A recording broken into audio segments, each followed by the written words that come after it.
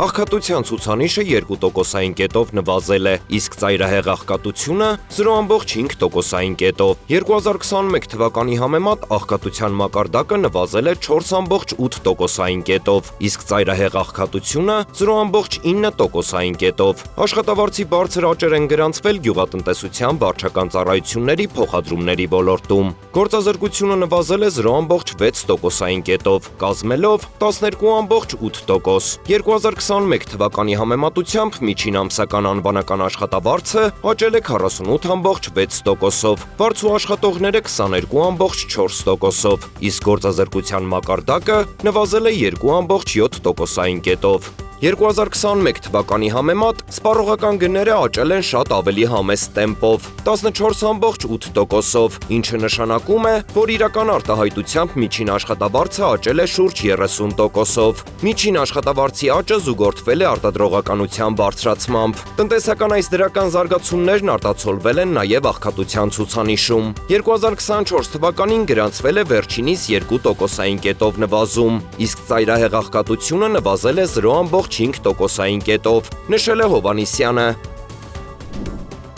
Կառավարության համար առաջնահերթ է պահպանել պարտքի բեռը 50%-ից ներքև շրջանակում։ Այդ մասին ազգային ժողովի նիստին հայտարարեց Հայաստանի Հանրապետության ֆինանսների նախարար Վահե Հովհաննիսյանը, ներկայացնելով 2025 թվականի պետական բյուջեի կատարողականը։ Առաջիկա տարիներին մեր նպատակն է լինելու պարտքի չափը նվազեցնել 45%-ից ներքև մակարդակի, ինչը հնարավորություն կտա պարտքի սպասարկման ծախսերը բյուջեի եկամուտներում 12,1%-ից նվազեցնել 10%-ի,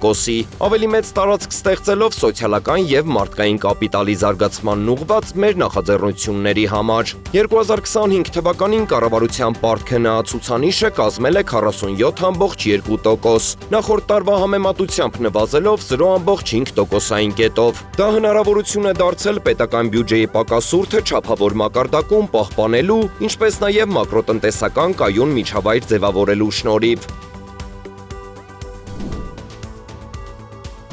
Վարչապետ Նիկոլ Փաշինյանի գլխավորությամբ կառավարությունում տեղի է ունեցել խորհրդակցություն։ Խորհրդակցության ընթացքում քննարկվել են արտահանման ոլորտում առկա միտումներն ու առաջիկա քայլերը, մասնավորապես ներկայացվել են գյուղատնտեսության եւ այլ արտադրատեսակների արտահանման ծավալները, դիվերսիֆիկացիայի ուղղությամբ իրականացվող քայլերն ու միջոցառումները։ Անդրադարձ է կատարվել Եվրոպական միության անդամ եւ այլ երկրներ արտահանման աջակցության ծրագրերի ընթացքին, ներդրվող գործիքակազմերին ու մեխանիզմներին,